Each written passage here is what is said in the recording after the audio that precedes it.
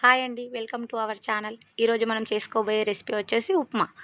ఉప్మాను ముందుగానే వేయించి పెట్టుకోవాలి. దానికి కావాల్సిన మిరపకాయలు, కరివేపాకు తీసుకోవాలి.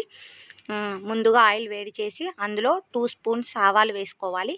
జీలకర్ర కూడా వేసుకోవాలి. జీలకర్ర అంతగానం అవసరం ఉండదు కాబట్టి ఎప్పుడు మేము అందులోనే కలిపి పెట్టేసుకుంటాం.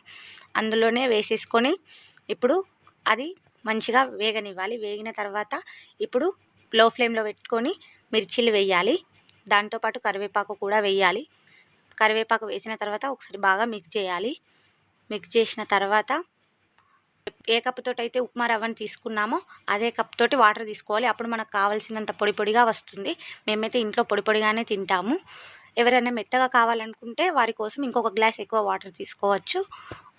అందుకని మేము ఏ కప్తో అయితే ఉప్మా రవ్వని తీసుకున్నానో అదే కప్తో 2 గ్లాసెస్ వాటర్ పోసుకున్నాను అండి. ఎవరైతే మెత్తగా కావాలనుకుంటారో వాళ్ళు ఇంకొక గ్లాస్ కూడా వాటర్ పోసుకోవచ్చు. అదేవిధంగా ఈ వాటర్లో ముందుగా ఒక స్పూన్ సాల్ట్ వేసుకోవాలి. సాల్ట్ ఎక్కువగా వేసుకోవద్దు, ఎందుకంటే సాల్ట్ తక్కువగా ఉంటే ఉప్మా టేస్టీగా ఉంటుంది, లేదంటే మనకు ఎక్కువ ఉప్పుగా ఉంటుంది. అలా చేసిన తర్వాత ఒక 2-3 మినిట్స్ మరగనివ్వాలి.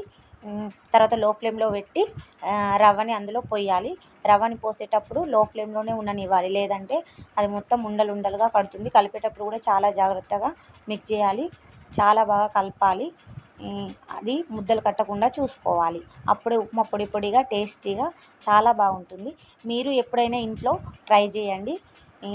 పిల్లలైతే ఎక్కువగా మెత్తగా ఉంటే ఇష్టపడతారు, కానీ పెద్దవారు మాత్రం చాలా అద్భుతంగా ఉప్మాని టేస్టీగా చేసుకోవచ్చు. ఇలా ట్రై చేయండి. ఒక 2 మినిట్స్ తర్వాత మూత తీసి చూసామంటే స్టవ్ ఆఫ్ చేస్తే అద్భుతమైన ఉప్మా రెడీ. వేడి వేడి ఉప్మా రెడీ. ఇలాగే మంచి మంచి వీడియోల కోసం మా అలేఖ్య కుకింగ్ ఛానల్ను సబ్స్క్రైబ్ చేసుకోండి. ప్లీజ్ సపోర్ట్ చేయండి.